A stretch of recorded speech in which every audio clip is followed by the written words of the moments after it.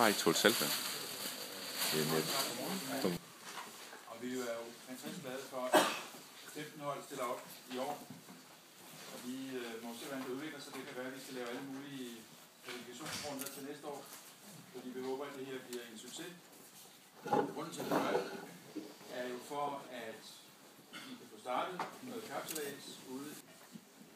Så skal vi til Vejle, Neptun. Ja. Så skal vi hjem igen til Akademien, 1 og 2. 1, 2. Så skal vi have fået op nogle kajtæt, tjekke, båd 1. Den hedder Morse, det er du støttes, ikke? På den der, det er båd 1. Båd 2. Samtidig, så skal der selvfølgelig være plads til den båd inden ved værket også kan komme rundt, og den udenfor sejler lige i en lidt større bue og så videre, uden at vi kommer galt afsted på den måde. Og vi er meget glade for vores både. Jeg ved ikke, om I har lagt mærke til, at der er specielt en, der er meget glad for live. Og det skal vi sejle på en op-ned-bane.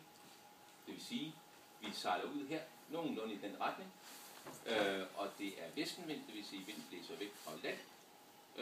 Og banen ligger lige parallelt med vindretningen.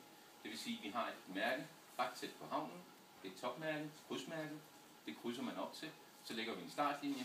Og når vi tager det ned igen, så skyder vi også et skud, hvor vi lige simpelthen skyder et skud for at sige, okay venner, nu har vi fået styr på de tingene igen. Populært sagt, dommeren har fået helt ny kaffe i koppen, og vi er klar til at starte forfra.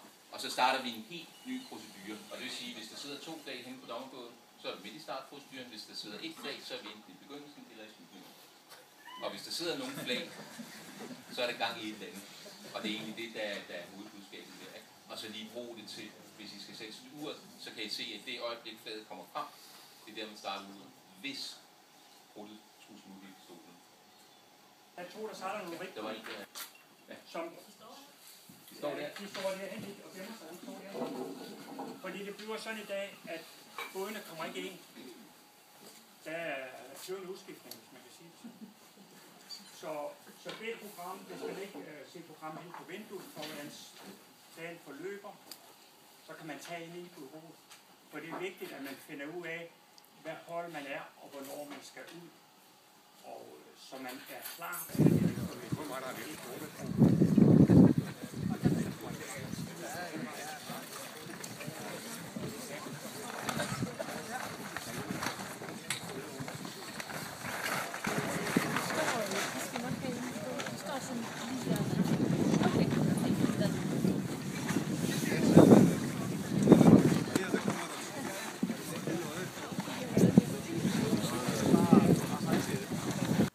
Ham der står ved roret, han siger ikke ret, men jeg tror ham bagved, som er taktikeren, han siger mest.